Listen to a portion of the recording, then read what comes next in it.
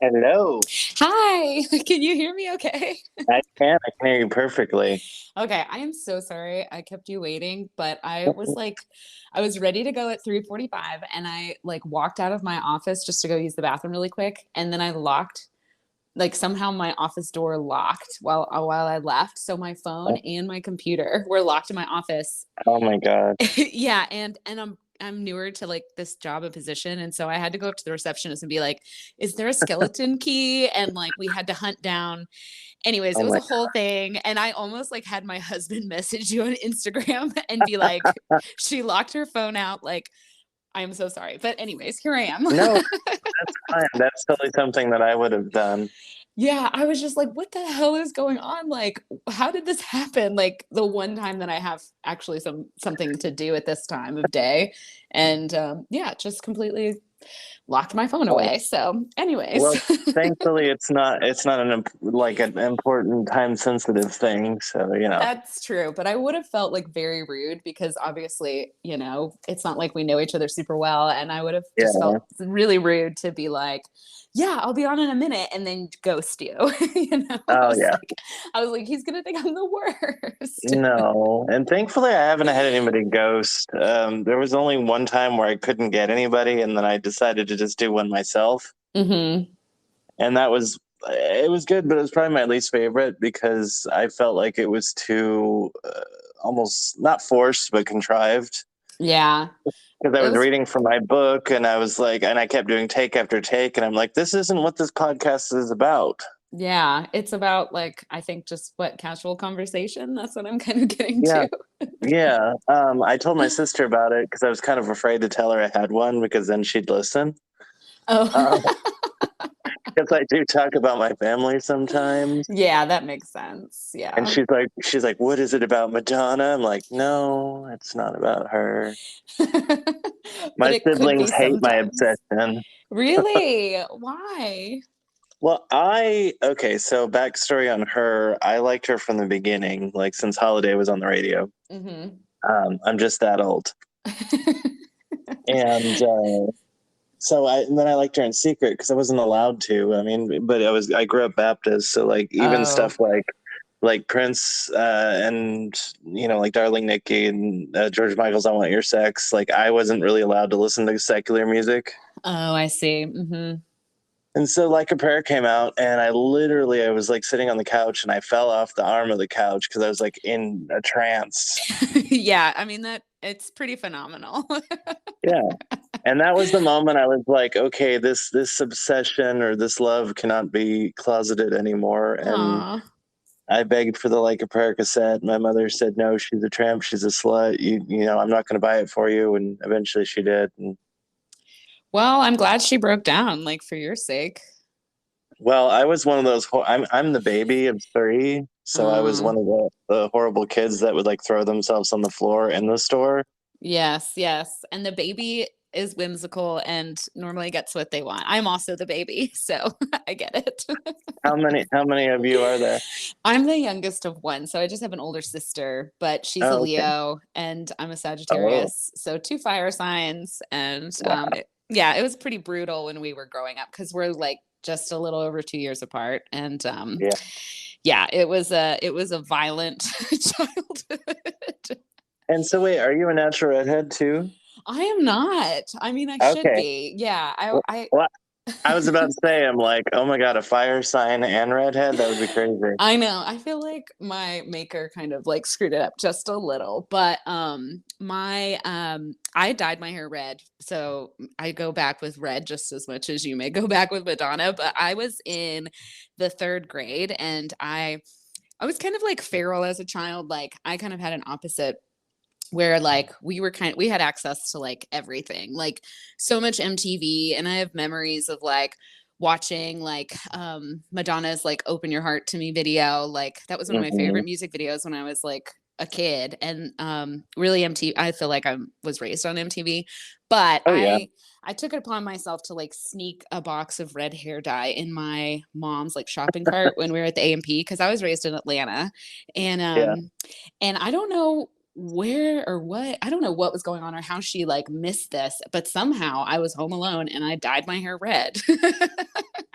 Oh my God. And yeah, so I've always kind of been going back to it ever since. And it's been like everything under the rainbow, but it's been red now consistently, like no changes, since probably like 2008. So pretty long. And Yeah, I don't want to go anywhere else, you know? I know. I always get the urge and then I color my hair something different and then I Hmm. regret it. Like I always want black hair and I'm like, it's the hardest to get out. I would love to have like that just Elvis like blue black, but I'm so Yeah, warm toned. I mean, obviously it's why I do look good with red hair, and it's my yeah. skin is like too warm. And so those like cool colors, like even like platinum blonde, I love, but I can't pull them off. Like they're just too cool for my skin, you know? So Yeah. oh well, I'll And I, just keep looking and being jealous of yeah, that beautiful black goth hair. I know. And even when I go red or whatever, I like it for like a second. I'm like, no, I always love the blonde. I'm a natural redhead.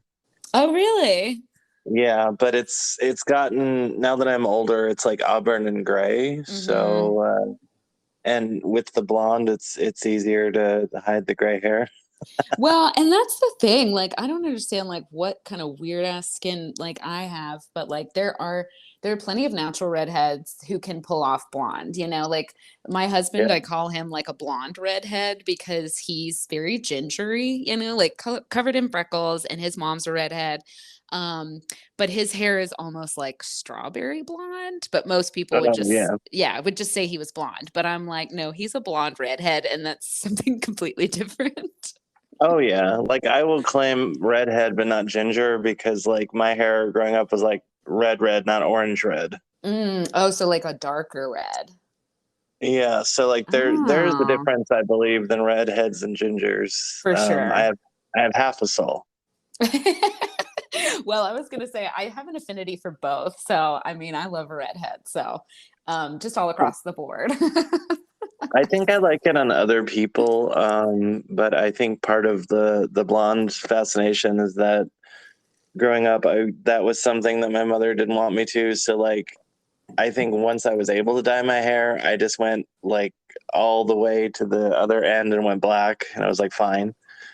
Um, but I just always loved the blonde. I always go back to it. I always dive in the bottle of bleach and never look back. Yeah, nothing like feeling that new bleach on your scalp, you know? Oh yeah, and my thing is, and I know people probably think I'm silly, but I'll be out and I'll look around, and they're like, "What are you doing?" I'm like, just surveying. I always want to be the blondest in the room. I love that. I think that's an awesome goal. I'm here for that and praise. Uh, I do love it though. So you're in New York, right? Oh no, I'm in Knoxville, Tennessee. Oh, I I don't know wish I why was in New York. you get around. That's what it is. No, I do. Yeah. Well, obviously I'm a Sagittarius and I love to travel. yes, And I actually probably say yes to too many opportunities to travel. So someone will be like, "Oh, do you want to go here for a weekend?" And I'm like, "Yeah, absolutely. I'll go." It's like even next weekend I'm going to Austin. And just for full clarity, like I am in by no way like wealthy at all.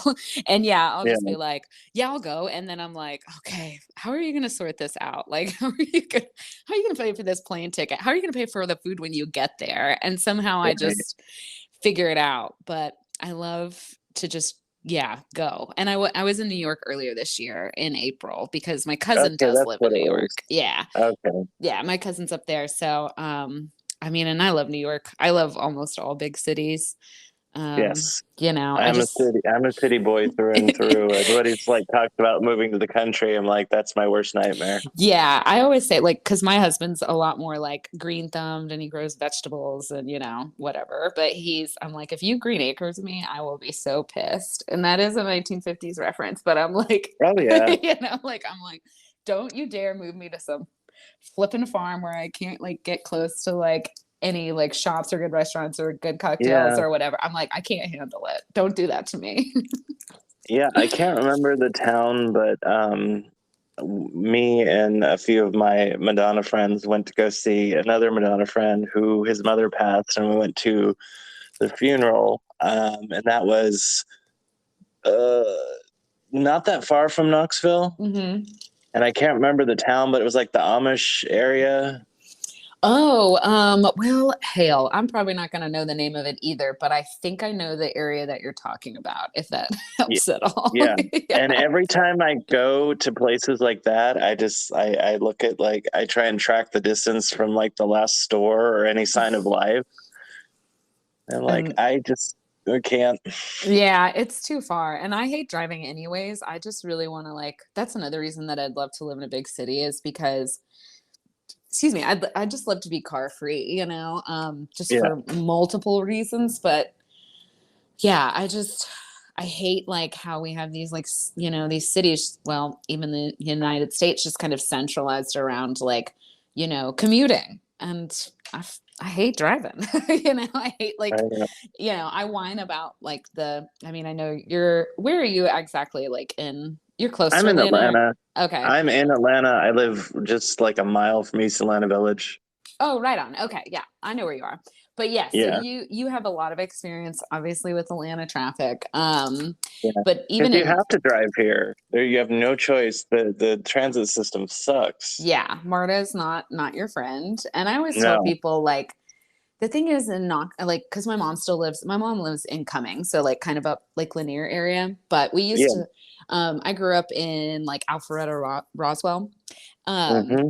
but yeah, like if you go to Atlanta, you're gonna spend 45 minutes in the car to get pretty much wherever you're going. Like, Yeah. it doesn't matter. Like it's gonna be about 45 minutes. And I'm not down for that anymore. Yeah, I know. I work in Buckhead right now, and that's a nightmare sometimes. I Ugh. mean, I try and time it like if mostly I've been closing, which has been nice. I have to be there at 1, so like there's not traffic then. But um, there have been times when I've got off at 5 and had to go home, and it's like over an hour. That's just, yeah, that's wild. That's just like an hour sucked from your life, It's not Yeah, and fair. it's like 16 miles too. Yeah, that should not be like that. But I get it. And the thing is, like, they're gonna try to add more roads and do more, I always feel like there's always construction around Atlanta too.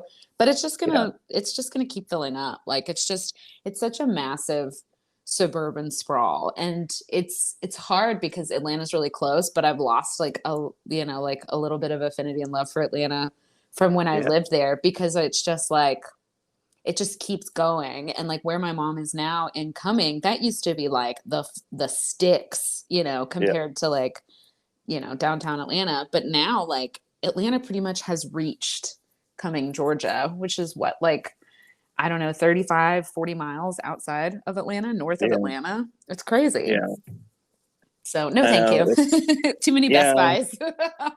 Oh God. Yeah, it's crazy because I've been here since 2003, so I've seen a lot of change. I was talking to some customer the other day at work, and I think she was trying to preach to me. Oh, lovely. Because she's like, oh yeah, she's like, how long you lived here? Like 2003, and she said, oh, there's lots of freaks out here, and I'm like, well, yeah, it's a big city, blah blah blah. And then she goes, oh well, have you accepted the Lord Jesus Christ into your heart? And I said, well, I'm a Reformed Baptist, so Technically, I probably did at some point in my life, right? yeah. And then she was like, oh, well, you can always come back to the Lord, and you know the truth, and you were Uh, taught right. And I said, actually, I was forced into religion when I was a kid, and yeah, I know the truth now. So there's that. yeah. And we're done here. Thank you. Have a good day. Yes. Well, I was going to say I would have hissed at her, but you were at work. So good job on maintaining, professionalism. Well, and also, how are you gonna? Okay, I work at Spirit Halloween, so like, how are you gonna come and preach at a spirit? maybe she was like, there are so many lost souls here. Yeah, that's how I like it. Yeah, it's like, yeah, I'm here for a reason because of people like you. Hopefully, Yeah, you're not coming and, patronizing the Halloween shop because you think that it's of the devil. So, yeah. No, um, I'm glad that it's there because during this period with the strike and everything, it's been helpful. yeah. So I know you mentioned that before. So what do you do outside of like Spirit? Because Spirit's pretty seasonal, right? I think so. Yeah, Yeah. it's like I started in the beginning of August and it'll end like mid-November. Um, I am like I guess a glorified personal assistant. Oh, We deal with a lot of streaming shows, so I liken it to being like a camp counselor. okay. And each show, they're my campers, and then when we wrap one, we go on to another one, and then I get new campers.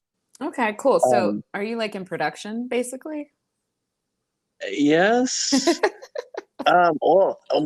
My position was created during COVID, and they Hmm. kept it around, and it was basically like a concierge service. So like, there's a middle like contact point between um, the set and the production office, and then the real world. Got And it. so I just basically deal with everything with everybody's like real life outside of the studio. Oh, okay. I gotcha. Well, Um, can I ask you like who you work for, or are you kind of like, I don't really, like, is it public, or are you freelance and kind of like working with multiple production studios? it's only been one studio so far, and I've only done 3 shows Okay. in like an almost 2 year period. It just was with Marvel. I Oh, mean, that's cool. I, I feel I can say that, but like not exactly what. But Gotcha. Yeah. Well, I that's think really cool. only one of them's been released. I worked with She-Hulk, but that was at the tail end. Oh, that's so cool. I actually didn't watch She-Hulk, even though I should have, but I think, It's cute. yeah, I just kind of I mean, I love Star Wars too, but I'm more of like a Trekkie through and through. But yeah, I got like a slight like Marvel and Star Wars fatigue, just kind of after Disney took Yeah. over. And I know there's like people have told me to watch Andor because I know it's supposed to be really, really good, but I'm just like, man, I haven't even like started the second season of The Mandalorian, and I didn't even finish Obi-Wan. I've got like all these like backlogs of shows that I need to watch. So I'll get there Yeah. eventually. I need like, knock on wood, but like, a sick time or something where I can catch I up. know. It's Yeah, it's confusing though, because like I ask, I mean, even not just Marvel, but like even the Star Wars stuff and all the offshoots. It's like the worlds that they create, and if you're coming in blindly and you're not familiar with it, it's just mhm. like it's so confusing. Yeah, it can be a lot to catch up on. And Yeah. like I consider myself like a nerd ally. Like I can like Oh speak, yeah. like I'm definitely like, hey man, whatever floats your boat, even if it's something that's not for me. And of course I Yeah. like Star Wars, but I feel like Star Wars is pretty mainstream. I don't think it's that like odd or weird. But I Oh yeah. also like I don't know like all the back end of everything, and that's the same with Marvel. I collected those Marvel comic cards like when I was a kid, Yeah. but and like definitely like read some comic books, but I'm not like a diehard. I don't know like, everybody's origin stories and what happens next. Oh So yeah. it's harder to like, I don't know, just jump in, especially like kind of CGI overwhelmed too. You can get just a little tired of that, visibly. You're like, this is too stimulating for me. I've got to like, I got to go like read a book. I know. I have to ask people. I'm like, okay, like I asked my roommate to explain the whole like MCU thing, and he Hmm. did, and I just kind of, I think I glazed over. Yeah, you're like, I've checked out, but I'm back. You're He's finishing like, up. I'm gonna explain it in 10 minutes. I'm like, oh god. And then my brother loves it, and so he tells me, he's like, oh, you're working on that. That's blah blah blah and blah blah blah. I'm like, okay, Yeah, that's cool. But it's probably actually better for you to be like a little bit removed from it because yeah, like you probably won't be as like, I don't know, like overexcited or I don't know, like overly yeah. curious. So it probably helps to have a little separation. There've only been a couple people that I really dug, and because I knew them from outside of Marvel shows, so I was like, okay. But when I did my interview at first, they asked me if I got starstruck, and I said, well, I've met Madonna, so no, and as long as it's not her, I'm fine. Well, I was going to say, did you not get starstruck when you met Madonna? And also, how did you meet Madonna? I know you've probably talked about this on your podcast before, but I'm It's just, fine. yeah. The joke is always like I feel like I'm just telling the same story and just to a different person. Yeah. No, It was in 2000. It was during the music era, and she was doing a promo tour, and MTV had a contest, and they let you submit as many entries as you wanted. Oh my And gosh. so I just sat there on the computer going submit back, submit back, submit back, and probably 3,000 times. I don't Wow, that is amazing. know. And then they called me and they asked me a bunch of questions, and I said, okay, we'll be in touch. And I still hadn't won yet, but they just asked me like what Madonna means to me and all that. And then, God, I was working at a porn shop at the time, and I had a pager. And this was before cell phones were big things. Mm-hmm. So I called my friend Gloria because I couldn't call long distance at work. And I woke her up and I said, you have to three-way MTV for me. And so she did. And then she just sat there quietly. And then they're like, oh, you won, blah, blah, blah. And I was just like, huh? And Oh then my everybody's like gosh. screaming. And I'm like, I don't know what happened. Oh my And gosh. I was like, yeah, I'm sure you like left your body for a minute, you know? yeah, it's still weird. Every time I tell the story, I feel like I'm lying. I'm like, because like who wins an MTV contest? Yeah, it feels like no one wins those things. You know, it's always like someone and you're like, oh, okay, I'm sure that's real. So that's Yeah. really amazing. Well, and also the fact like they filmed it, but they never aired it. So like that also makes it seem like I'm lying too. It's just like in MTV's vault somewhere. Oh my gosh, you need to get in touch with like their archives and be like, hey, I mean, because sometimes you can reach out to like production companies and ask for just Yeah. archive footage and they'll charge you for it, but you know, it's Viacom, they may release it. So you could always try Huh. that route to you, Yeah. yeah, if you pay them. I never thought of that.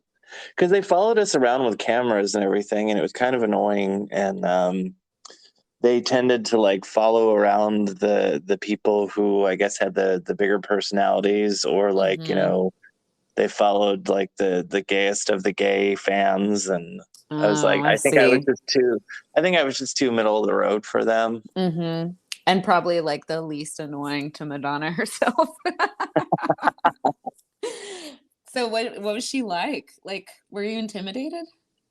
Yeah, I mean, it's weird because you can feel her presence before she comes in the room. Like Mm-hmm. the thing that kind of pissed us off at first is we got there, we went to the hotel, and we went and met all the MTV people at in the penthouse, which sounds super fancy. Yeah, it does. And I was sick, and the airline lost my luggage, and Oh my we got God. there super late. I mean, I got it the day I left, which was just outstanding. But I just remember I was telling the girl from MTV about like how they lost my luggage, and I was telling her the whole story, and then somebody runs up with a camera, and they're like, "Oh, can you do that again?" I'm like, "You want me to do a take of real life over?" And she's like, "Yeah." I'm like, "Okay." And Okay. that's how I knew. I'm like, "Oh, this is so fake. This is wild." Yeah. I mean, yeah, the ins and outs of production, especially like the reality. There's no Yeah. reality there, you know. No, there isn't. But they told us when we met with them, they're like, oh, it looks like you're not going to be able to meet her. And even though it said it on the commercial that you'd be able to go behind the velvet rope and party with Madonna. And it was like, okay. Oh my gosh. And so we were all just like, well, this sucks. But I think it was all a plan to get a reaction out of us. Oh, I see. Okay. Because I was like, why would they do that? That is cruel. Yeah. Well, but then we went to the pre-party, and then as we were about to walk across the street to Roseland Ballroom, RIP, um, they lined us up on the sidewalk, and the cameras flipped on. I was like, here we go. Oh And, man. and then they're like, hey, would you rather be front row for the show, or would you rather meet her? And it was like, it was such a duh. Everybody's like, meet her. Yeah. You're probably like, I've already seen her multiple times. I would rather meet her. No, actually, that was my first show ever. That was the first time Really? seeing her. Yeah. I was over here thinking that you've been, yeah, going to her like, you know, from No, like because the early days. no, before that was the girly show, and she didn't come Hmm. to California at all, which is where I'm from. Oh, okay.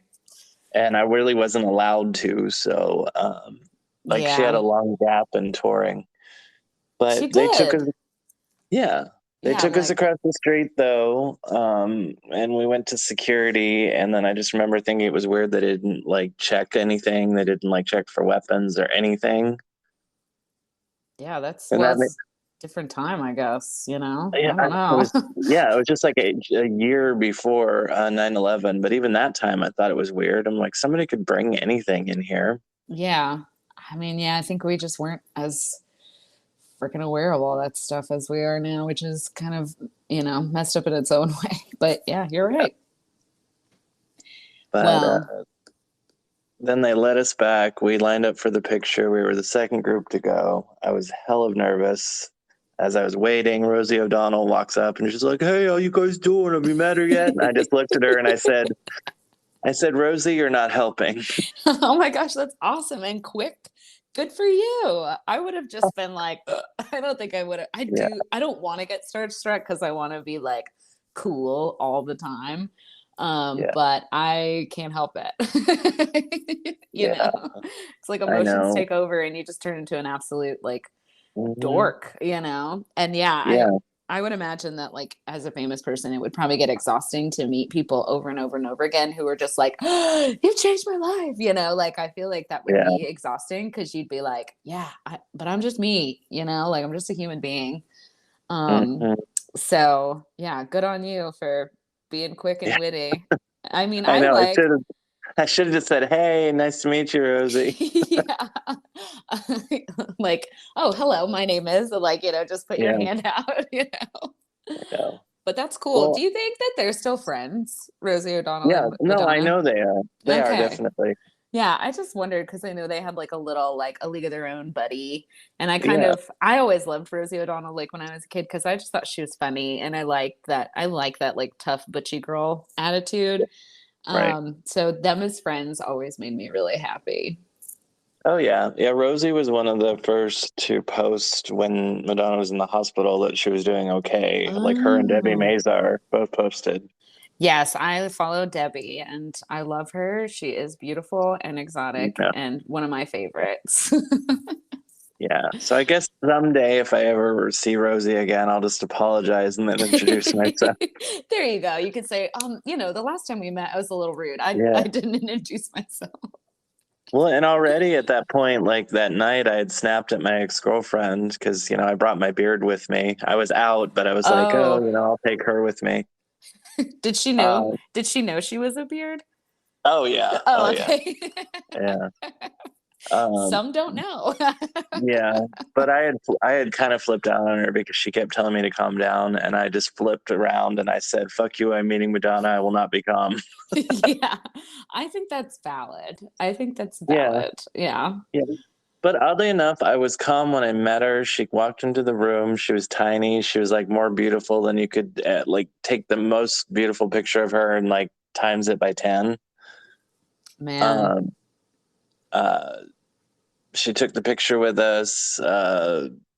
She thanked us all for coming. I reached out my hand over a sea of people and shook my hand, and it was like one of the firmest handshakes I've ever shook. That doesn't surprise me at all. Yeah. And then we went out and we watched the show, and I don't even really remember the show because I was just like, I just met Madonna. Yeah. It's like, again, like your brain's like, okay, that was a lot. So we're going to go and dissociate now so we can Yeah. process. And it's even still weird because I've met her manager twice, and I think in 2019 for Madam X, I saw him again, and the first time he was like, "Oh, what does Madonna mean to you?" And he was recording it, and I kept looking at him. He's like, "Don't tell me, tell her," and even that makes me a little nauseous. Yeah. But I mean, he asked. So go right ahead. Yeah, I was really like, because, she was supposed to be there in Atlanta, like what, like on September 5th, I think. And yep, yep. I was like, of course, I finally like am crossing off this bucket list because I haven't seen her, but like Oh my god. I know, but our love affair goes, it goes back because it was after, many, not many years, but a few years after like a Virgin was released, and my mom got it for me on cassette when I was like, I think 5 years old, because I loved, just, I think I loved Material Girl. And she was like, okay, well, I went ahead and got you the album. And like, so I had it on cassette. It was one of my first cassettes that I ever owned, just me, and had it in my little like Walkman. And yeah, like Oh, since then, have always, ripped her music videos apart. And I think I've told you before, like, Bedtime Stories is one of my favorite like eras of hers, because I was right about the perfect age where I could really like absorb it all and appreciate like everything, as a little older. And it was just kind of like dark and moody, and she was beautiful. And I don't know. It's just one of my favorites of her looks too. And her song Rain, like the single Rain. mm-hmm. I had that on like a single cassette, and they had you'd get like a single, and I Yep. listened to it over and over and over again. It's probably like one of my favorite songs of that time. And I'm like, I don't even think, isn't that a B-side? I don't even think it's on an album. Is it? What? Like Rain? I don't think it's on one of Oh her. no, it's on Erotica. Oh, it is on Erotica. Okay. It's just the one song that doesn't seem to quite fit with the That's rest. true. Actually, when you say that, I'm like, what? That doesn't make any sense to me. Yeah. My friend Andy always jokes about he's like, oh, your love's coming down like rain. He's like, it's like, it's like semen or it's naughty. And I'm Mm. like, oh, I don't think so. I don't want Yeah, it seems like a very like just beautiful little love song. But yeah, to, yeah. Erotica is like her dirty album, and I didn't really get into Erotica, the album, until I was a little bit older than that. So Yeah. I did see Dick Tracy in the theater, though. That's a really fun fact. Like, I remember going to see it, as a child to a midnight showing, just because I wanted to see Madonna. Yeah. Yeah, I saw that in the theater. And it's funny because there was a string of movies I kept seeing with her in it. And I was just like, why does she keep dying? 'Cause she died in Dick Tracy, well, I think, and then she died in Body of Evidence.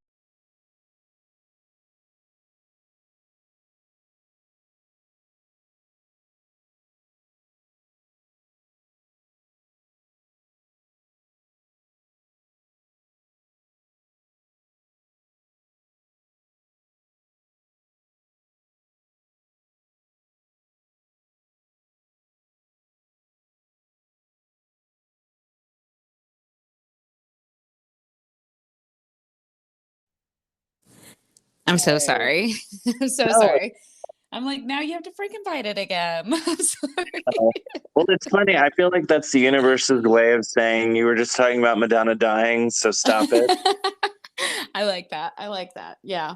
Like, Um, y- I guess like I got a phone call and I was like, denied, get out of here. But then it just like completely cut me off. But I did put it on do not disturb, so we should not get any more phone calls. I'm so sorry. I don't know. That's fine. Yeah, this is all like trial and error, and I know people probably think I'm crazy because I don't edit a single one. I just splice them together and I don't know, because I feel like it just takes away from it becomes contrived, and I don't want to. It doesn't need to be polished. Hmm. Yeah, I mean, I guess it's like kind of like the same as what we were talking about earlier, like with production and like reality television. It's like at some point, like what's real versus what has been, yeah, Yeah, polished, and like where's the line? So yeah. I get it. Why did you want to do a podcast? Well, I got bit by the podcast bug from my friend Ricky, who does Rick or Treat. I should get money every time I mention his because I mention it all the time. Just kidding. No, well, he inspired me. He came up with the name Tramadonna too. It's Um, pretty good. It's pretty good. it makes me giggle, but everybody's like, "Oh, I don't know that much about Madonna." I'm like, "It's not. It's not about her. It's just a cute name." Got it. Yeah, I think that's what, when you first asked me, I was like, man, I got to go study my Madonna stuff. I was like, I'm a fan, but I'm not like the big, I mean, I'm a big fan, but not like the biggest fan. Right. I don't have all the dates and all Yeah. the albums memorized, but Oh, of course, do love her. yeah. And I thought about doing that at first because, like, I had inquired with some of the Madonna podcasts, like being on there, and I was met with various reactions. Really? Like, what kind of reactions? Like, I mean, you'd think they would want to just have people on who had Yeah. wanted to share their experiences, you know? Well, and I don't know who it was, but one of them said something about how they have like Patreon subscribers and they pick them from there. And there's like, a long line. So basically, you have to be a paid member. And I'm like, Oh, yeah. Well, never that's, mind then.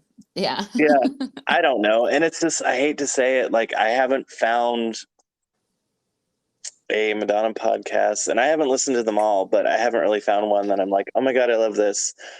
Um, there is one that it's an English guy that deconstructs it. I think it's Into the Groove or Into the something or other. I don't know. Hmm. But a lot of them just like, nah, because a lot of them, it's just a flaming gay man doing Yes Queen and Slay, or it's, I think a lot of Madonna fans are really hypercritical and kind of mean. So you think the fan base is mean? Not all of them, but a lot of them are very like, she'll release something and then instead of like, oh, this is great, they just tear it apart. It's like Oh, she can't do anything. She can't make anyone happy. I know. I'm so tired of, I mean, even like my mom or, people just talking about like how she lives her life on Instagram. And I'm like, she's Madonna. She can do whatever she wants and she Yeah, should do whatever she wants. And yeah, I know she's said it multiple times, but she's like, if I was a man, no one would give me this shit. And it's true. And I yeah, mean, she said that from the get-go. And I'm like, she's always like pushed back on whatever societal norm is trying to put her, like whatever box they're trying to put her in. So why would you expect her to stop now? If you're a true fan, you're like, that's Madonna being Madonna, you know? yeah. Well, and some people, it's just like down to silly little things like, oh, well, they should have had so and so remix or so and so take the picture, or they should have done this shirt like this design. And I'm Oh, I like, see. Yes. it's like the nitpickers. So it's kind of like the equivalent of like comic book fan bases when a movie comes out of their favorite comic book and they're like, well, they didn't show this character in the correct backstory with Yeah, this. Yes, I got you. Yeah, it's like they yeah, almost are too involved and know too much that they become highly critical. yeah. And that's what I feel like I've met with a lot. And I didn't just want to talk about her, and I didn't just want to talk about any one specific thing because I like to consider myself well-rounded. Mm-hmm. Um, Mm-hmm. my interests are very all over the place, and I just, the main idea, other than being inspired by Ricky, was I listened to Wiser Than Me, which is Julia Louise Dreyfus's podcast. Oh, that's cool. And she interviews all these women who she feels that are wiser than her, and gaining wisdom from them. And usually it's older women, but um, I just, that idea, and I love to talk, and I love to not just, I'm not one for small talk. I hate small Mm-hmm. talk. Mm-hmm. And I'd rather talk about something and get sort of meaning or wisdom or something from a conversation, because it's more about, I guess, the takeaway. Right. Yeah. I I don't I know. think, yeah, I think that's an honorable pursuit, you know? Yeah, I mean, it's done good so far, and a lot of people are like, oh, well, what questions are going to ask, and I'm like, and then people are like, what's it about? I'm like, no, I don't know. It's I mean, different every time. yes, sometimes like just because is like the perfect answer, Yeah. like because I want it to be this way, like that should be enough.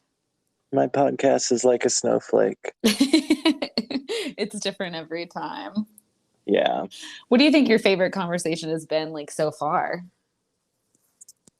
It's hard to say. I really enjoyed talking to my high school dance teacher. I thought Yeah, that I was saw that cool. one. Yeah, that's super cool. She was one of my favorite teachers in high school. And like school, I hated school. I mean, I was Hmm. out in the seventh grade, so I've been out since 91. And so junior high and high school were just awful. I couldn't wait to just get out of there. Were you in And California at the time? yeah, but we were. about an hour outside of San Francisco. Okay.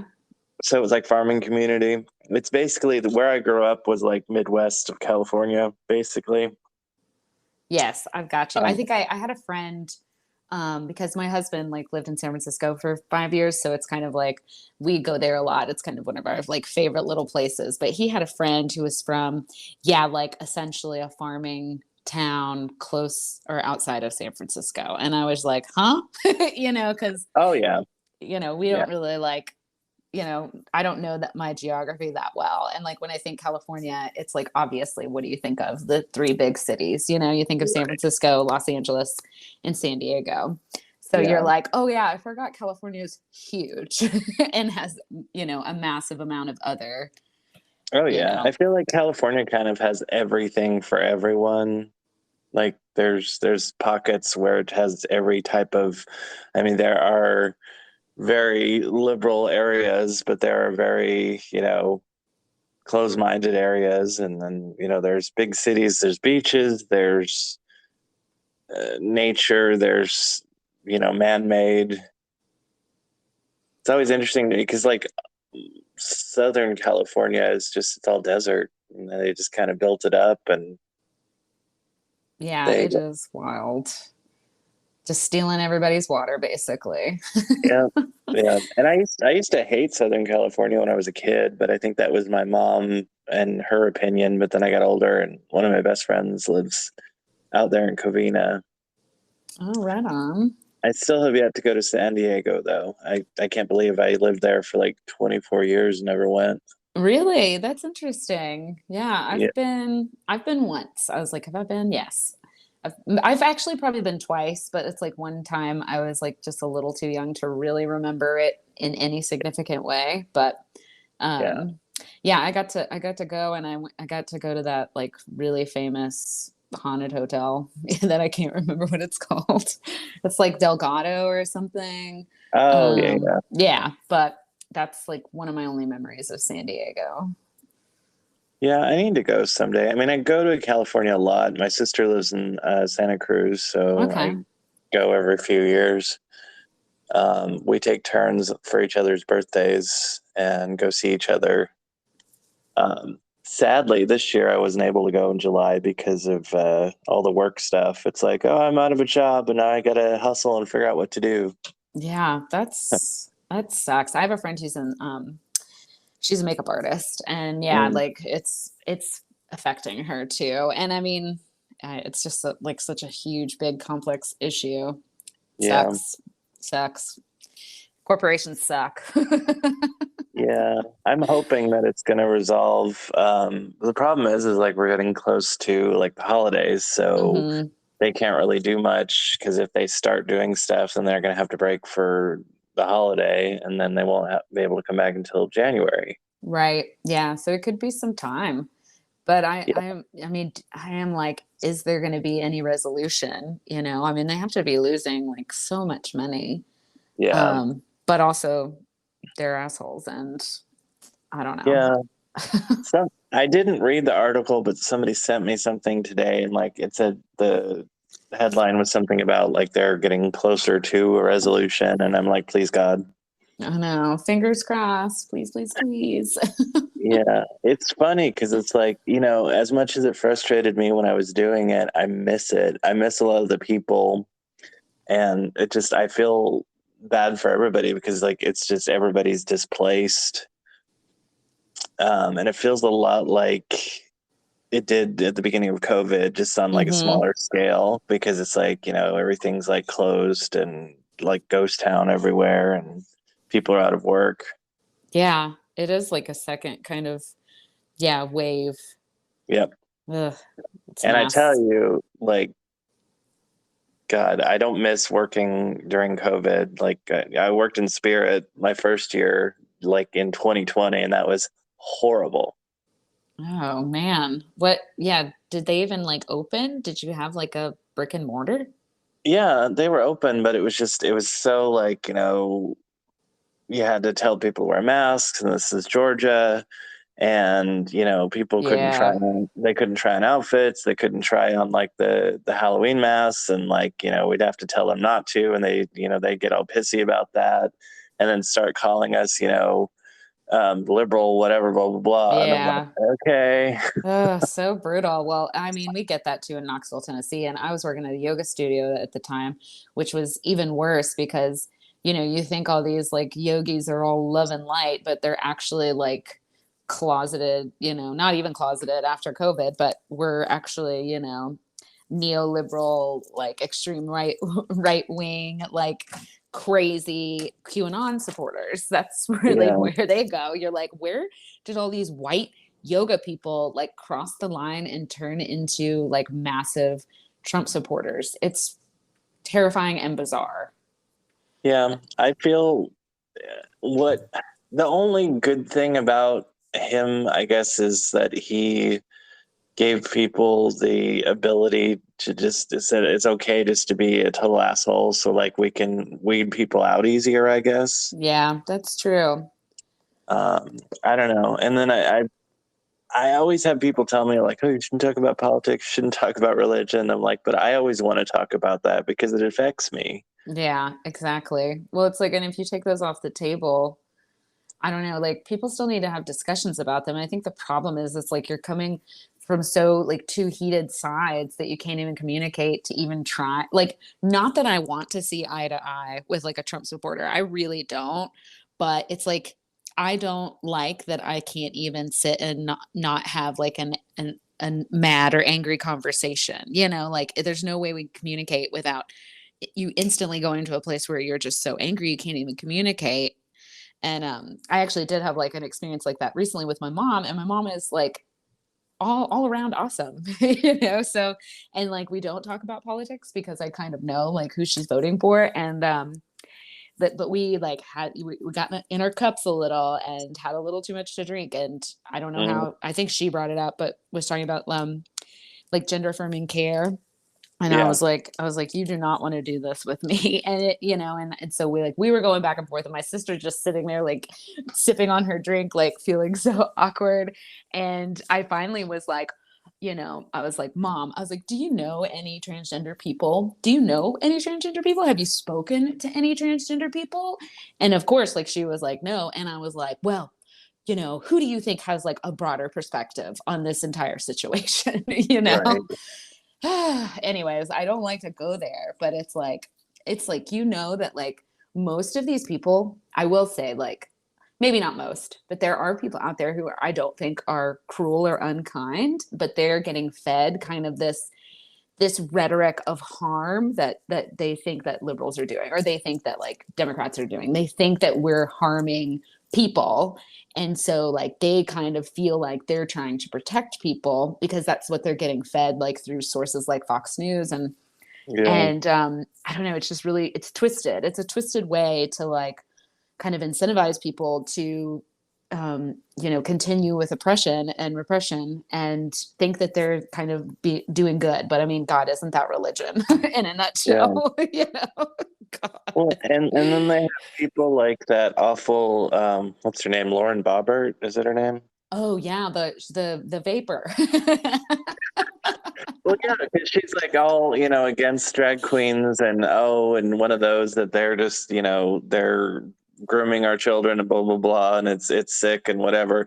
And then she's being felt up and like Yeah, at acting a a fool. yeah, I saw a clip of that and I'm like, he's really going for it. He's like touching her boob and she's like, Yeah, fuck it. I'm just like, that's wow. I know. And the hardest thing about like, it's the hardest thing about like the whole like drag queen thing and the groomer thing. And it's like, it's all these like, it's intentionally like made to outrage people, right? But I don't even think like any of these politicians really, give a shit truly deep down. I don't think Trump gives a shit. I don't think DeSantis gives a shit. I think they're just using these people and communities as pawns to incentivize outrage to like keep them in political power. And it's just sick because it's actually harming, Yeah. like these groups of individuals. And they're just kind of like, oh, well, I know I can incentivize like my bigoted, like hateful base by saying this. Yeah.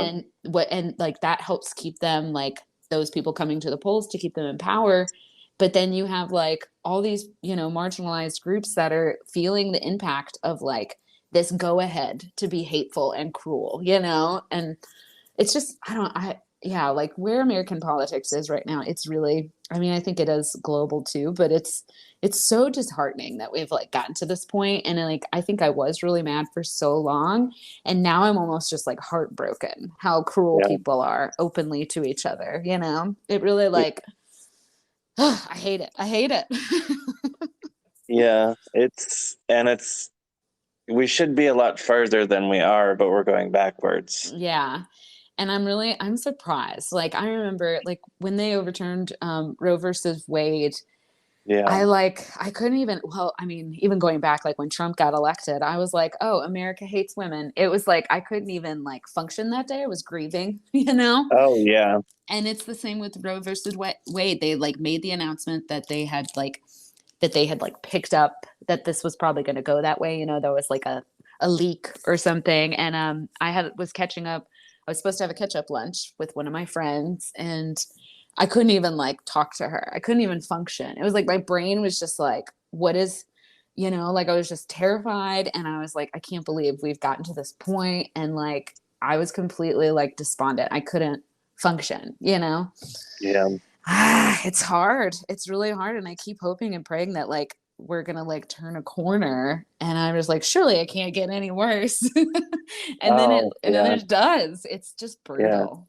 And I think we feel that massively collectively, like as a whole. Um, I think it's like, I think everyone feels it, like even people on the opposite side, because no one out there who's like spreading like hateful messages and like being cruel, like they're not fulfilled in their lives, you know, like deep Yeah. down, they're not going and being like, I'm the most, you know, I feel totally good about myself, you know, Yeah. even if they're doing that on like a surface level, like subconsciously, there's just, I don't know. I just don't think that's like good for your spirit, you know, it's not good for your soul. Well, and I think a lot of it too is it's sometimes it's a smokescreen and it's to detract from the bigger picture of things Mm-hmm. going behind the scenes. Um, I don't know, because it's like, yeah, none of them care. None of Yeah. them, like Trump's only out for himself, which is Yep. weird that people are like, yeah. I'm like, it's gross. Yeah, it is gross. I actually saw a clip, I think, on Instagram yesterday of like some guy like interviewed some people in Georgia, like at a Trump rally, and God. he like directly was like, "What, you know, what has Trump done for you, or what do you know, what are you like hoping if Trump does get reelected?" Which I'm in denial and not paying attention to that at all right now because I'm like, I'm not ready to face that. I know I will, but I'm like, I got to put that off to the new year at least. Yeah. Um, but I guess the woman was like, well, I owe a lot of money on my back surgery and I'm hoping Trump will help me out. And I'm like, are you insane? You know, don't you think that like the reason that our healthcare in the US, like, and your medical expenses are so high, wouldn't you rather like address that problem like directly from the source, which is Republican rhetoric of like not allowing like universal health care instead of just being like Trump's gonna bail me out because I voted for him, you know? Well, and just the thought of, I mean, the whole idea of bailout is just silly to me. And I feel like that's what a lot of people were raised on, and that's what they believe. It's like Mhm. somebody's going to come and save them. And it's like, Yes. some of us had to deal with kind of being of their own devices and saving themselves. Yes.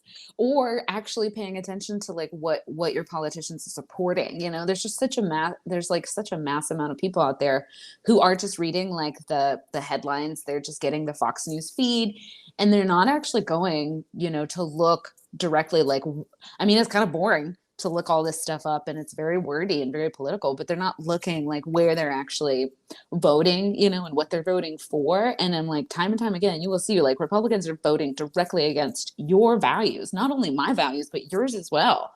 You Yeah. know, like I think they like took a huge amount of money away from like extended health care for like veterans and just so many things that of course I'm not going to remember off the top of my head, but I'm just like, these are directly against your Republican values.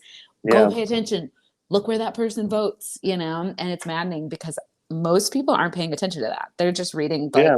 like I said, the, Facebook or the Fox News reel. And it's Well, frustrating. and they don't want them to pay attention. It's like it's all there, but they expect people to just not, zero in on the stuff. And so they, that's what they want. Yeah. It's true. And I really try. I mean, I know that we're all being influenced in multiple ways. Like, it's not lost on me. I'm not out here trying to be like, I'm a free thinker. Yeah. Because I know, like, I've even curated my Instagram to be like very, blue. It's very Yeah. like, and it feeds me with the information that I have curated it to do. And I know Republicans are doing the same thing and living in a completely different alternate reality. But I do try to like challenge some of my own thoughts. And so like even like in 2020, what 2020 was that? Yeah, that was the last election.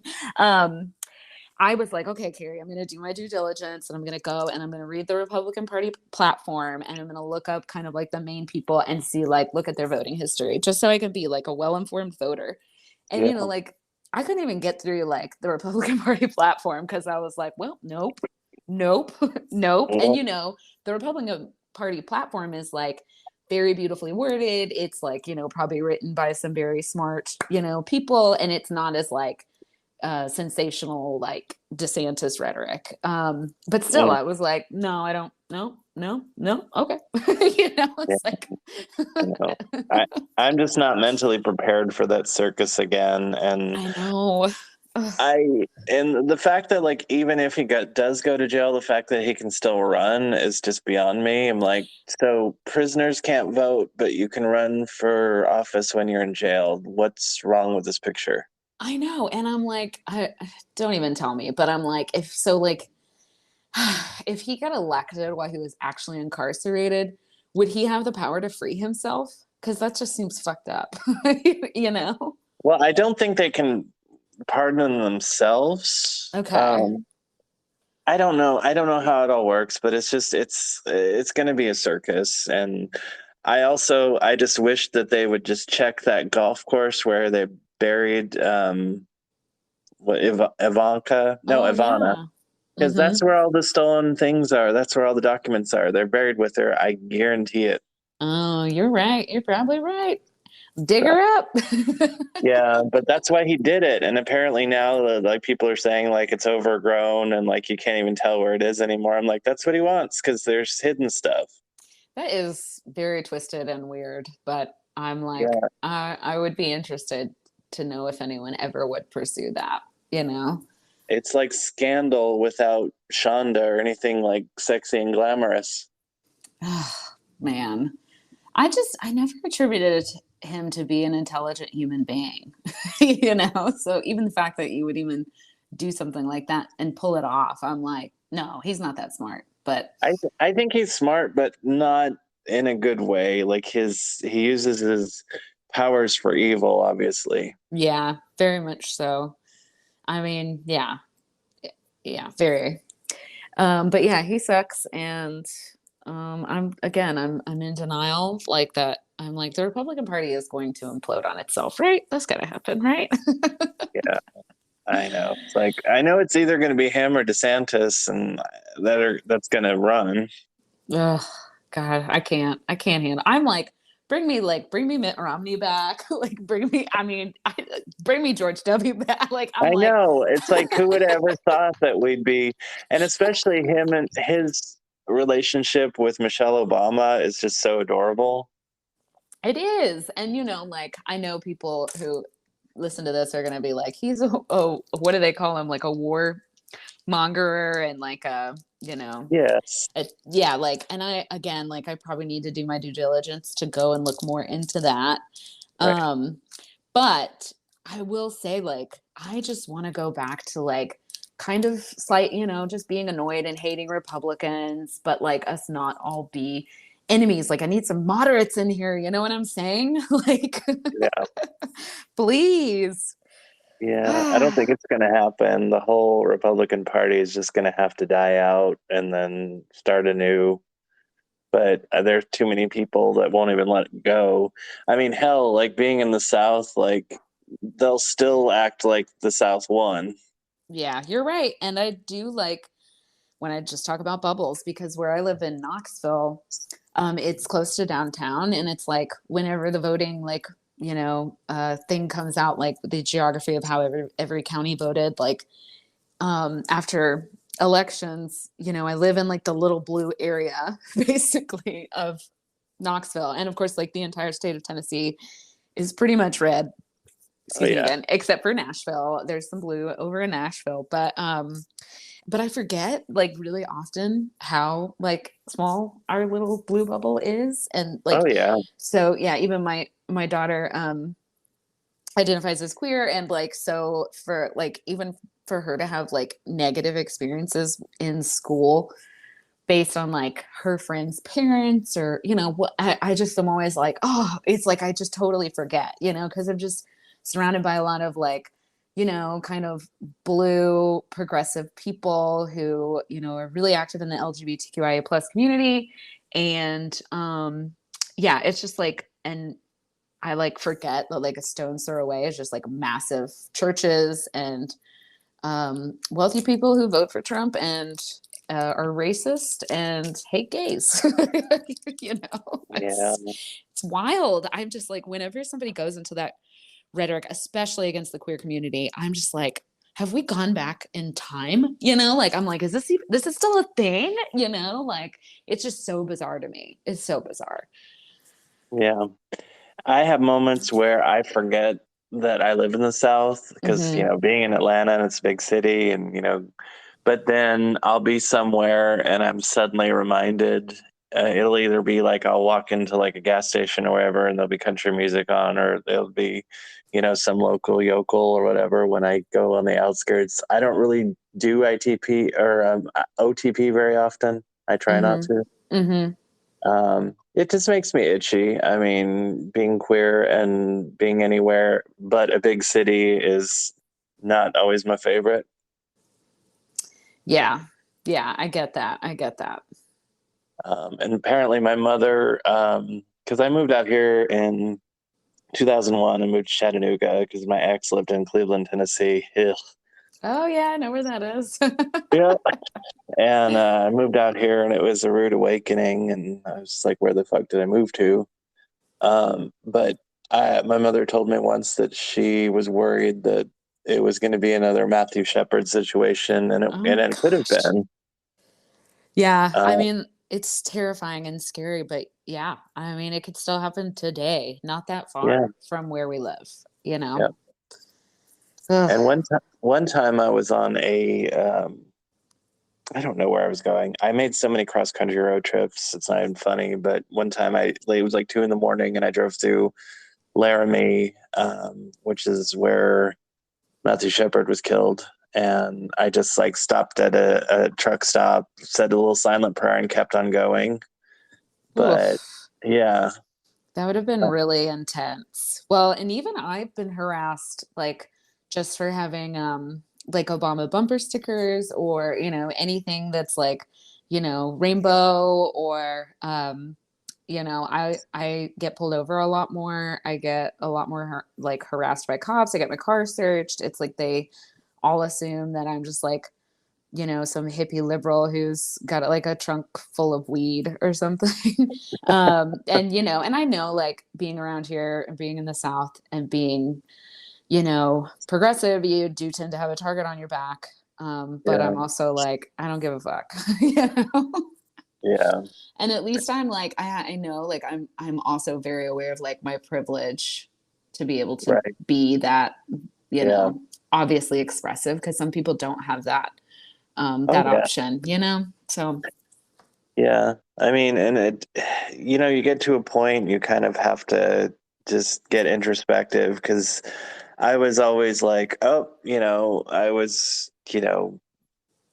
grew up gay, came out, blah blah blah. I had a really hard time, but then it's like, then you have to think about the people of color who are queer and what they went through, and it's doubly worse.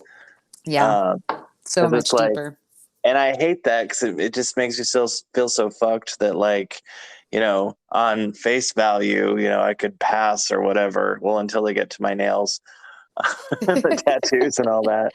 But it just, I hate that. And it's like, and so there is, there still is, there's privilege on my end too. And it's like, but then of course, the moment that they find out I'm gay, then it would be a different story. And I just, the fact that there's still that fear, and there are a lot of people who are still afraid to come out. And uh, I don't know if and when it's ever going to get any better. Yeah, and that just seems like so strange to me. It seems so backwards based on like it. I mean, I don't want to offend people who are listening, but it's just especially when it comes down to like very close-minded like Christianity, I'm just like we know like so much. There is so much knowledge about there, and we are connected to the world now because of like the internet and social media, and like you see many different types of different people and cultures and lineages, religions, and how you could be sitting at a little Baptist church in Cleveland, Tennessee, and be like, this is it, this is the one. And I don't know, I just don't see how you can have that kind of mindset in Yeah. this, in our culture. And so for like, even when it comes to homosexuality, like if people's resistance to that is religious, I'm like, well, then just, don't hang around them in your church. I don't know. I just don't understand. Like, there's so many people I know who aren't even that religious, but still carry a lot of those, bigoted, stupid, dipshit views. And you're like, is this just from like a cultural narrative that's kind of like enforced by evangelical Christians? Yeah. Um, Um, yeah. well, and also, I mean, and it's in different race groups too, because there are a lot of uh, groups where homosexuality is like a giant, like, and it's not even a religion, but it's more like it's anti-masculine, and of course, to be Yes. gay or queer or whatever is to be like less than, and but Well, it all kind of equates to being feminine or mm-hmm. woman-like, or Yeah. so it's all it stems in hatred of women, damn it. Yes, it does. And I totally agree with you. And I was about to say, I have, I'm like, as a woman who I identify as a woman, and as a woman, like, and I consider myself a feminist. And so, like, really, especially when it comes down to like, men, and I'm misspeaking because women actually carry on misogyny, if not worse, but just as much as men do. And Oh yeah. yeah, like, so homosexuality is really based in like the purest hatred of men who are supposed to be masculine acting like women, and to like to be a woman or to be womanly is like the worst thing in the world, Yeah. and you're like, oh, and I'm like, how does any woman who's like proud to be a woman, how are you like, that's fine if like you can go back in time even like not that far and watch so much like media and just time and time again like see this narrative of women being shitty, Yeah. so of course they hate women and don't want to, and of course like Trump can get elected because we hate women, Yeah. so yeah, I totally agree with you. And I'm like, yeah, I'm trying to take down the patriarchy, but because Yeah. it's hard. It's like it affects everyone in the most negative ways, even men who continue to enforce it, women who instill like almost like a sadistic uh misogyny into their own sons. I have a really Yeah. good friend, and like, yeah, his mom, he was just raised really by his mom, but she was brutal to him about crying, or having any interest outside of anything that was defined as masculine. And she probably doubled down because he didn't have a strong man in his life, and she felt like she had to do it. So she was like almost more cruel. And Yeah. Bell Hooks has said in her book, oh God, oh, my brain is spacing. But Bell Hooks has a book about men, and The Will to Change, and it is so good. And it's about feminism, and really about how we need men to also like be on board with tackling misogyny and the patriarchy, because like it harms everybody, that's involved, everybody who perpetuates it. It's like no one's having a good time here really. And but she says and pointed out, yeah, that that women can sometimes be, especially to sons, be the worst of Oh yeah. instilling that misogyny, you know? Yeah, like when I was a kid, I really wanted a gem doll, Gem and the Holograms. Yeah. And I did not get the gem doll. My mom bought me Rio, which was her boyfriend who had the purple hair and the earring. And I'm like, I feel that's even gayer. Yeah, that does sound way gayer. But yeah, it was always, and I don't know where the fuck that started, where we got to the pink is for girls, blue is for boys, that bullshit. That whoever started that, I would like to just strangle. Well, I will say I agree with you, but I don't know if you've like seen the whole beige mom thing. I just have because I have a lot of friends who've had babies recently, and Mhm. hopefully they won't listen to this or think it's about them. But that whole there's like a rave like madness of women having babies now, and they're just dressing their kids in like oatmeal colors and browns and Gross. taupes, and Yeah. like they'll be in these blank like kind of taupe neutral rooms, and I'm like, ugh. It makes me so upset, like to just I don't like boring people really upset me, like especially Yeah. visibly, because I'm like, Yeah. why would you be here to be boring? Like what are you giving me? You're giving me nothing. You know?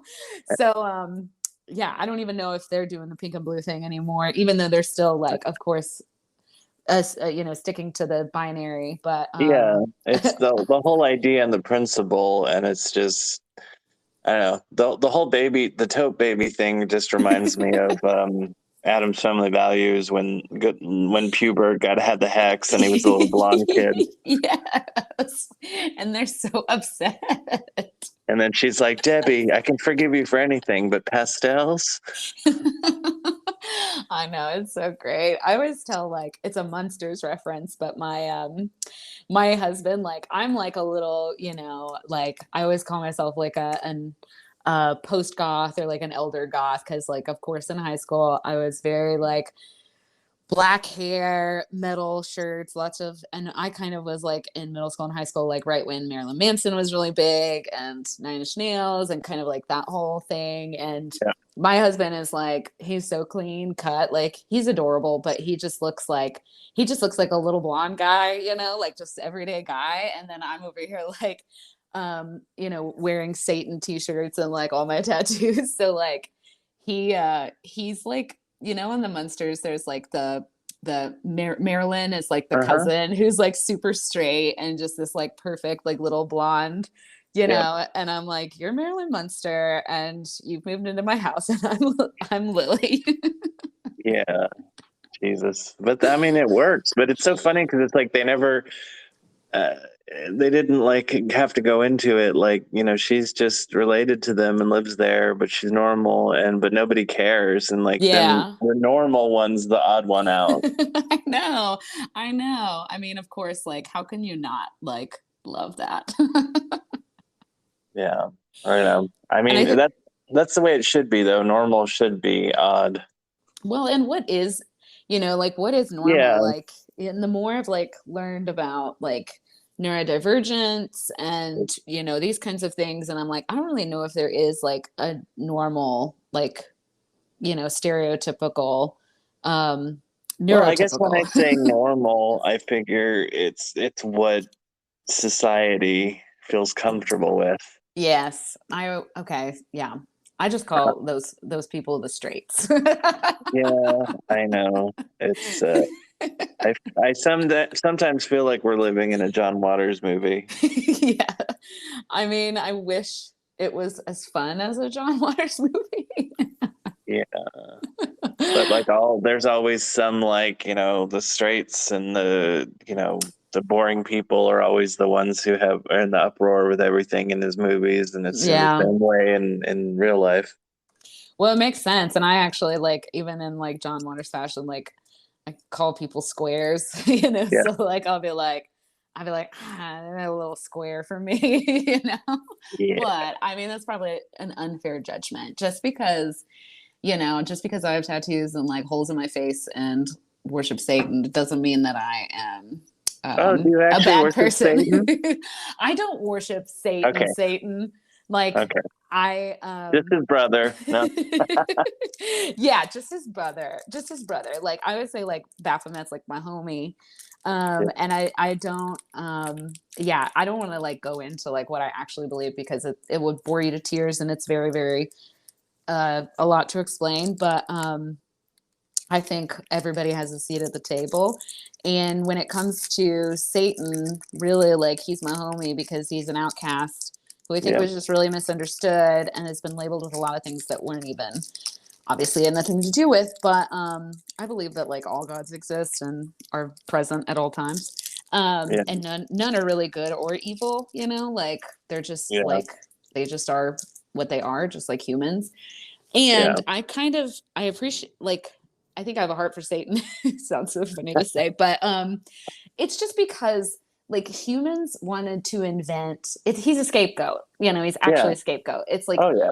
humans don't want to believe, so like Christians or whoever like really believes like Satan is coming to get you, they can't like really acknowledge that like people would be that horrible or be that evil to do like the cruel things that the humans are actually capable of. And I feel like by denying to accept and look at those things, you're actually kind of choosing to ignore them and perpetuating, you know, that kind of evil. And I'm just like, people are really capable of doing horrific, cruel things, but they also probably, you know, the majority of the time have a very long roadmap that got them to those places that really has a lot of pain and Yeah. hurt, you know, and unless you can acknowledge like how trauma and those experiences can lead to these cruelties, like and you just want to be like, it was Satan, you know, Yeah. then you're not willing to look at the whole picture. So that's why I'm kind of always out here like, hail Satan, because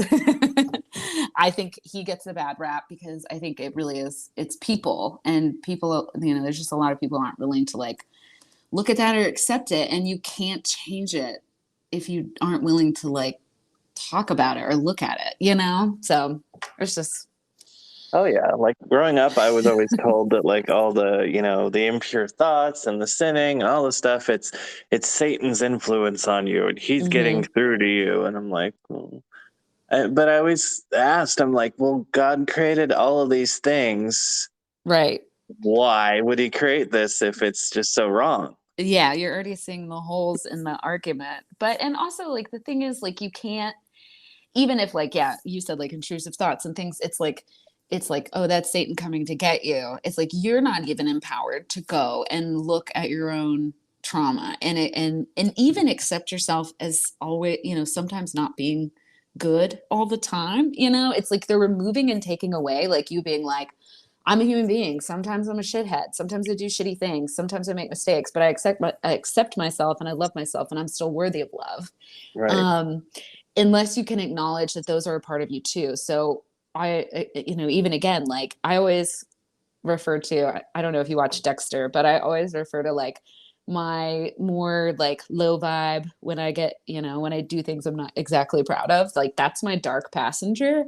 Yeah. And like, and some people also say that's like shadow work or your shadow self. And Oh like, yeah, yeah. my dark passenger is a he, and he is very much a part of me. And I'm like, I'm cool with him. Like we're cool. And the reason that I've been able to like heal the trauma that I've been through in my life is because I had to like hold hands with him. You know what I mean? And realize that Yeah. he's a part of me. He's not Right. something that I'm just going to eradicate, you know? Yeah. So anyways, therapy Oh folks. yeah. No, and it's interesting that you'd bring up shadow work too, because when we had the rap party for the last show I was on, which it's a witchy show without saying what it is, Oh, lovely. which that probably gives it away. But they had a palm reader there, and she actually told me that I should work on doing shadow play, and she saw a lot of trauma and like was like spot on, like this happened then and that. But I'm like, yep, okay, That's um, amazing. A palm reader? yeah. That's amazing. Yeah, no, the wrap party was fun because they had all sorts of like the witchy drinks and Hmm. the palm reader, and that was a good show to be part of. I'm very proud of that. I can't wait for it was supposed to be out this winter, but the strike happened, so probably sometime next year. Well, I will say that for a second I was like, no, I probably don't know. And then I'm like, wait, I probably do know. I think Oh I no, figured you it out. totally know. You totally Yeah. know.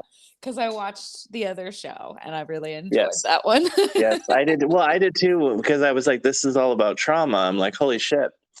And so I ate it up with a spoon. But then when they were telling me what shows were coming, I didn't beg to be on it, but I had asked to be on it. Yeah, because you're like, this is right up my alley.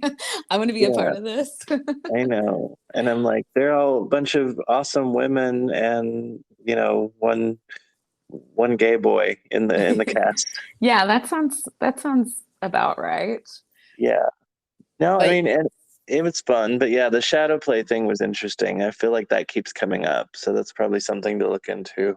yeah, and when you say like, and I just, forgive me if I'm being Oh, you're ignorant here, fine. but when you say shadow play, do you mean like actual direct spell work with your shadow, or do you mean um shadow work as Oh, in like shadow work. Sorry, trauma? not shadow play, shadow work. Okay. I'm Well, using the wrong phrase. no, and that's why I asked because I was like, I do know what shadow play is, and I have a little experience in it. And She that's told me it's to do some shadow dancing like the Bee Gees. So, well, and again, like you can like there are some spells that you can do like directly relating like with your shadow and like kind of like acknowledging and like accepting your shadow. And I'm saying like literally looking at your shadow. So that's why I was yeah, like, is that another term for shadow play? Like, okay, yeah, like that's cool. But yeah, shadow work is like really, it can be really weird to kind of pinpoint like what the hell people are talking about. And I yeah, think it takes some time even for yourself to kind of figure out what that means. yeah, Because honestly, like a lot of our shadow is very subconscious to us. Like we're not even able to really access it, which drives me crazy. Cause I always tell people like even when I know that I'm like wrong or doing something based out of trauma, like I want to be aware of it, like I at least want to know. So I'm just trying to yeah, like dig, dig, dig and like see as clearly as possible without my own limitations of my own perception. But that's yeah. kind of impossible, Carrie. What the hell are you trying to do? I know. I mean, and I guess the first step is just actually trying to, and I think I've never been one to just take everything for face value and like this is the way it is. Right. Like one time I remember talking to my brother about my ex and I was complaining that he was just being an asshole and he's like, "Well, that's just him." And I'm like, "I don't accept that." I'm Yeah, like, I there has to like be more. yeah. So, but digging deeper, I mean, I think that's why uh, when 2020 happened, I started writing a book and I've been working on my autobiography. I haven't really done a lot with it lately, but I feel like the podcast is almost like a companion piece. Yeah, that makes sense. And it could be like really helpful for your creative process. Yeah. And also, it's like, well, I feel like I'm also talking about all these things on here. So I'm like, well, if it turns out to be just a diary for me, fine. If I release it, fine. That's the fun thing is I can do whatever because it's mine. Yeah, I love that. I think that's awesome. And especially like doing things with, I mean, of course, like, don't get me wrong, like, money is great, but like just doing things because you want to do them without like completely homogenizing like capital gain. I Yeah. feel like even now it's like hard to have a hobby because people are like, oh, you should sell that or you should. And I feel, Right. time and time again, my husband is an artist. So like, they'll be like, oh, you should sell that. Could totally go do all that. And it's all like from this very like capitalist, oh, we need to monetize every Yeah. talent, Right. every creative ounce of us needs to be monetized, which I think kind of can take things away sometimes. Yeah, and that's what I was talking to somebody about it because this I haven't monetized the podcast, and I said maybe I will if it gets a certain number of whatever. But then I feel like if it's monetized and then so many people are tuning in, then I'll be more aware, and then it just takes some of the spontaneity out of it, and just like I don't ever want it to be contrived or play up to any sort of group or audience. Yeah, and maybe that like kind of creativity and like loose organic thing will somehow like lead into the like right lane where, Yeah. you know, because again, like it wouldn't be it's not a terrible thing. Like I've had to work on that too, because like for some reason I grew up really hating rich people because I was poor. And then I'm like, I think almost like my hatred of rich people has probably energetically blocked me from like receiving Yeah. abundance in a lot of ways, which that being said, like my life is abundant in so many ways and I am grateful. But Yeah. you know, it's kind of hard to kick like being the poor kid, I Oh think. yeah. Oh You yeah. know? It's always there. But It then is. then you get to a certain point. I mean, even just some days I just like a good shopping spree at like the dollar store and I feel fancy. Or like, Oh, yeah.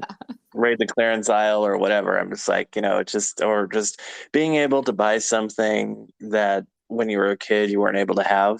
Yes, that's why all I wear is pretty much like Doc Martens now because I like have a little collection and I like buy them for myself because when I was a kid I had a like a knockoff pair from Yep. Payless Yep. and they had rainbow like thread and they were very obviously knockoffs and so like yeah I was like the minute I'm able to like buy myself the real thing I'm gonna do it and of course like I think I've ordered like two pairs even fairly recently and I'm like okay Carrie you need to stop. I've never actually owned a pair of Doc Martens. Really? Someday, maybe I should. Do you have like a shoe, like a go-to shoe? Because I have two go-to shoes, but like, do you have are you kind of like, you know, kind of open in your footwear? I'm not really that open. I feel like men's shoes suck, and so it's harder to find like good shoes or cool shoes. Um, I don't know. I feel like I'm a basic day to day though. Like it just, like those black slip on ones. Oh yeah. Um, but then, I uh, like the high top looking ones. Hmm. I miss Converse. I used to have this pair that was like blue, almost like a cranberry color and like olive green. Oh, cute. Yeah. That was in high Converse is school. yeah, Converse is my other shoe. So like just like Yeah. my red hair and just like my dark, you know, I've like it's funny, I'm realizing that I'm still dressing and acting the same way I did when I was like a child. But yeah, Yeah. it's like I've had a pair of Converse like since as long as I can remember. So that's like my other go-to shoe, you know. So I'm pretty much like either in Doc Martens or Converse. And I Yeah. wish that I could break out of, you know, the ties that bind me, but I can't.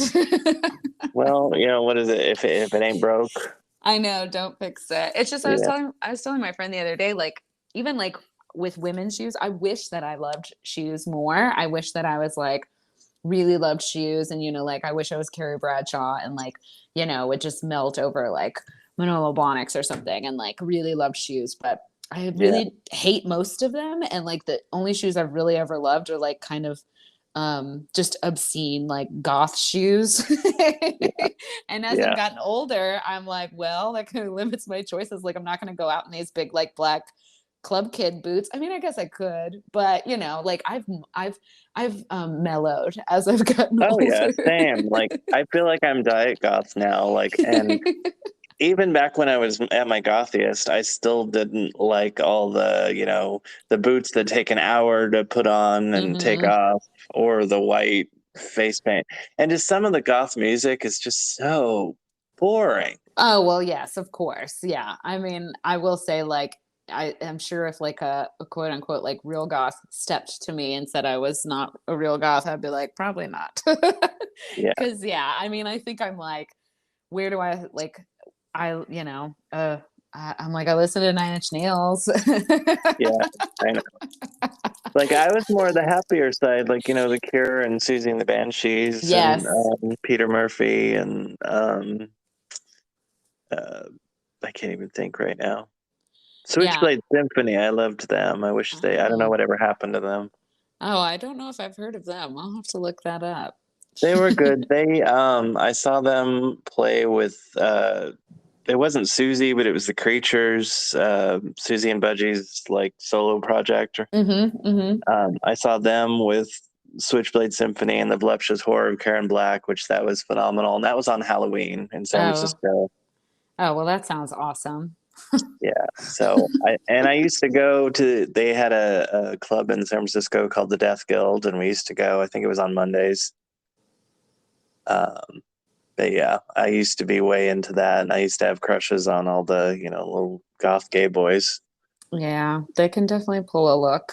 I'm like, look at you looking like a Victorian in your cute little lunchbox. Yeah, I mean, I respect like the commitment. Actually, my like where my daughter goes to school, there is a girl there and she like she's like full goth. Like she looks like I mean, I'm trying to think like who she looks like Lydia Dietz.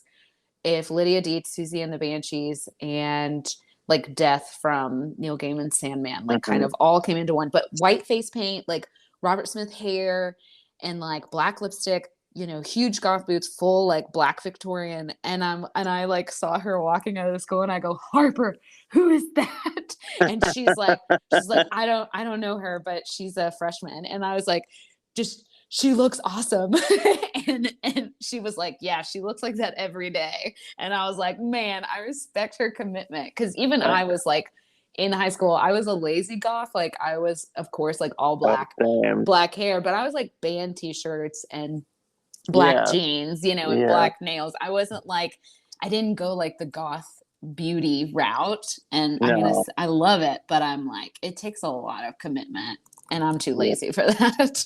I know. I think the most I did was like eyeliner, and I was like, okay. And I had black hair, and I had my nose pierced in high school. I thought I was the shit because Well, nobody really had that. yeah, I was like, I saw a girl also at Harper's school, like has like, yeah, she had a septum piercing and all this stuff. I'm like, man, no one had anything pierced when I was in high school. Maybe their Yeah. belly buttons kind of towards the end, like I remember a lot of Yeah. 16-year-old girls doing that. And then they also like would get infected and it just seemed Mhm. like a really horrific situation. And I was like, fuck no, I'm not doing that. you know?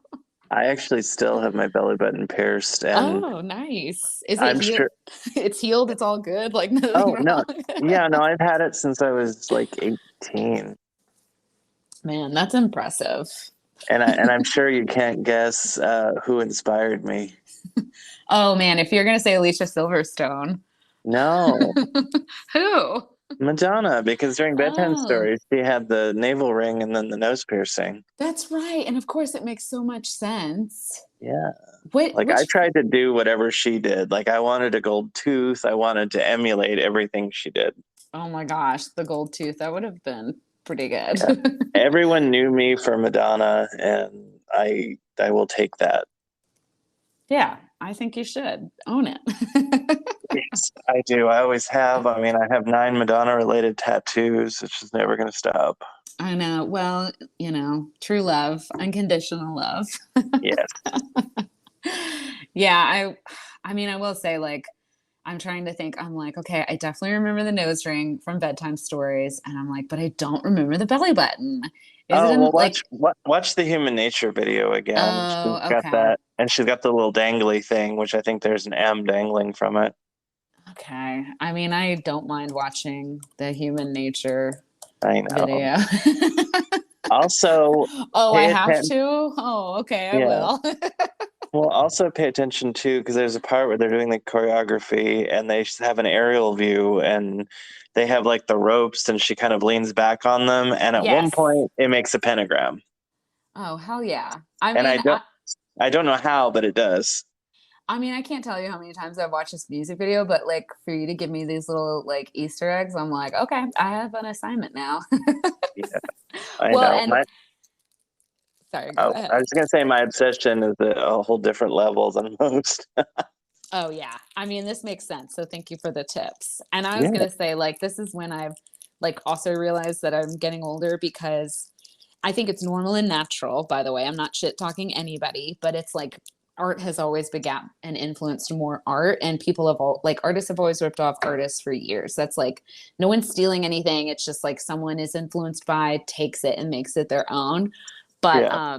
when the Miley Cyrus like mother's daughter video came out, I don't know Oh if you yeah, ever saw it, but I yeah. remember my friend sent it to me and she was like, oh, in a group text, and she was like, oh my gosh, Miley, like this is crazy. This is so progressive. And I was like, Madonna did that in 1994 with Human Nature. So no, thank you. You know, like I was just like, I've seen this and I've seen a better version. Thanks. Yeah. Well, and no shade to Miley Cyrus, but I oh was just yeah. like, you know, I was like, no, if I want to watch something like this, I'm gonna go to the source.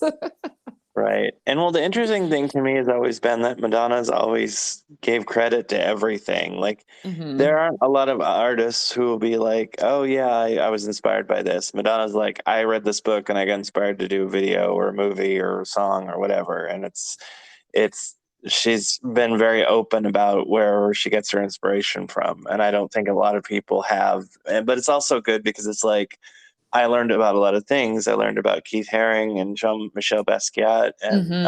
Frida Kahlo and just all these incredible people. And I knew James Baldwin, but I didn't get uber familiar. And then she used a lot of his stuff during the Madame X era. Hmm. And so I dove into that. But it's just, I don't care where you get it from as long as you get it and you're, connected to that, these amazing artists and writers and such. Yeah, and it's cool that she like is being as like iconic to me and like powerful and creative and influential and like her status to like I also feel like she always has like been like hand in hand with like the communities that have supported her and influenced her. Oh yeah. And like sometimes like I'm sure you probably see this more than I do, but you know, like Madonna will be talking about something or she'll post something and like somewhere, along there's some baby gay who comes in and like, pretty much like trashes Madonna. And I'm like, do you Yeah. not even like know your history? They I'm like, don't. They have don't. you have you not even looked back? Because they're like, oh wait, okay, yeah, go ahead, Madonna, capitalize on like, gay issues and all this stuff. And I'm like, Madonna was like there, like she was there, and Yeah. she was supportive of, like everything before you even were a thought in anyone's head. Yeah. Like the stuff she did, like for AIDS and AMFAR and like Hmm. just everything. Yep. I'm like, no, she has the receipts, and Yeah. again, Oh like yeah. she has a right to have a seat at the table because she's been Yeah. doing this shit for a long time. She was in the trenches with everybody. That's the difference. And everybody Yes. likes to shout, oh, Gaga and Britney. And I mean, they're fine. And yes, they may have a following, but I just don't think it's a bold statement, but I really don't think many people or anybody has done as much for the community as she has. Right. Yes, especially as like I don't know. I'm like, does Madonna identify as straight? She's never said one way or the Or other. yeah, I mean, I know that she's definitely like claimed and been an embodiment empowerment of like being a woman, but I'm like, is she I don't want to call her straight, but in her I think she has called herself an ally before. So Yeah, like, but she's definitely like legitimate. yeah. And I know she's dated women and been with women, and she's never said she was straight. She never said she was anything other than straight. She just doesn't say. Yeah. Well, It's, yeah, it's not like she really needs to, I well, guess. yeah, it's like in the erotica era, she's like, what difference does it make, who I sleep with? And, I've been with both, and what does it matter? Like, Right. exactly. Yeah, it doesn't matter because it's everybody's private business. Exactly. Well, I think should probably wrap it up. I'm like, Yes. this is going to be the longest episode ever, I'm but so sorry. no, no, no. I love it though. I feel like we could talk forever, and I'm enjoying this. I always worry sometimes when I book somebody to do the show, and I'm like, what if we get on there and we don't say anything? Hmm. Yeah, I was curious because I mean, obviously we've never spoken before, and I'm assuming a lot of people. I know you had Feed the Trees on, Yeah. and I was like, I'm assuming you don't know each other very well, you No, know. we message each other a lot, but that was our first phone conversation. I did That's have one girl that she's not been on yet, but we did a video chat because she wanted to do that at least before being on. And I get it. It is kind of weird. And then I'm sure there's going to be one moment in time where I'll have somebody on and it'll just be terrible and it will never see the light of day. Yeah, maybe that will be like the limits of your editing. You're like, well, I'm not gonna put this one out. Yeah. Or if it's boring, I'll just add like crickets and laugh tracks or something. Oh my gosh, that would actually be pretty hilarious. Yeah. I know. Well, it's good that you are, yeah, you're easy to have a conversation with, and it's good that we have a lot of similar interests, so we have things to talk about. So good job Yeah. picking and kind of seeking out people who you would have a feeling that you could talk to. Yeah.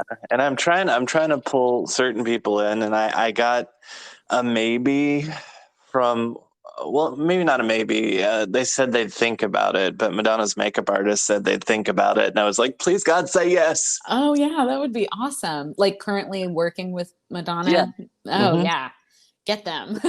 Yeah. So, because we talk on Instagram a lot. I mean, not a lot, but and I met him in Chicago, and I'm like, please be on. You don't have to reveal any secrets. I just think it'd be great. Yeah, just to talk. Yeah. Well, Yeah. fingers crossed. I'm gonna send all the vibes. Nice. Well, thank you so much for being on here. I've had a lovely time, and we'll Yeah. definitely talk more. I hope to meet you when you come out for the Madonna show. Oh yeah, I'll be there. We'll have So to grab a drink. yeah, for sure. I actually need to start like planning my outfit because now Yes. it's going to be a totally different season. So, I, you I got to know. figure mine out too. But yeah, we can hang out, have a drink, and we can worship Satan, and it'll be great. Sounds good. Well, let me ask you this before we go. Do you go by Okay. Nick? Do you go by Nick? Do you go by Nicholas? I Do you go go well by either or. I Okay, mean, it really doesn't matter. I always say just call me cool. because people are like, "What are your pronouns?" I'm like, I don't care as long as you call me, as long as you notice me. As long as you call me, it doesn't matter. I love Yeah, that. I know. I don't care. I'll answer to pretty much anything, and I I always ma'am everybody, and no matter what, no matter pronouns or whatever, it's like it's my version of bitch. Like when Hmm. people say silly things, and I'll be like, "Ma'am." So I love a good ma'am, and yeah, Yeah. I'll answer to anything truthfully. Yeah, I probably would too. Especially Yeah, bitch. yeah, and even now, like the F word, I don't even flinch when I hear it because I heard it so much growing up. So I'm just like, yeah, it's fine. Yeah, And they're all whatever. just words, and you give words power, That's true. and you That's can take true. it away as well. It's true. You can reverse that spell. You know what I'm saying? Indeed. All right. Well, thank you so much for wanting to talk to me because I'm like, Yeah, I don't know, am I that interesting? But I appreciate it I and I'm think honored. you're super cool, and I'm Thanks. there's so many people on Instagram like I want to talk to them. Well, thank you. I really appreciate that. And obviously, the feeling is mutual. It was so funny when I was telling because I was like, had my husband on the phone and I was like, I need you to look up Pumpkin King and I need you to message him. And he was like, okay, what is his name exactly? And I was like, there's dashes. I don't remember. I was like, just put in pumpkin. You're probably gonna find it. Yeah, there was actually some other guy that had Pumpkin King 13, and it was almost like a weird standoff. And now he's got a different name. Hell yeah, you gotta outlast them. That's awesome. Yeah, it's not like I made him do it, but I think we just kind of looked at each other. He didn't have the dashes or anything, and I was like, so Yeah, way to hold out. Way to hold out. That's what I do with my yeah, hair. Like I have friends who'll dye their hair red, and I'm like, I will hold out longer than you will, and I always do. yeah, because we're winners. Exactly, or maybe incredibly stubborn. That too. Yes, That too. that's very much an Aquarian trait for me. Ah, yes, the Aquarian stubbornness. My first husband was an Aquarius, so Yeah, I won't hold it against you. yeah, yeah. We Actually, hold he's grudges like nobody's business. yes, totally. And I will say for the record, my ex-husband actually is a sweet angel. So I Oh, just needed to okay. put that out there in case anyone heard that. He really is. He's a great dad, sweet angel. Anyways, Oh, okay. yeah. All right. Well, it's been wonderful, and we'll definitely talk again. Yes, sounds In great. the real world, not recorded. Okay. That sounds great. Thanks so much. All right. Thank you. All right, bye. And bye.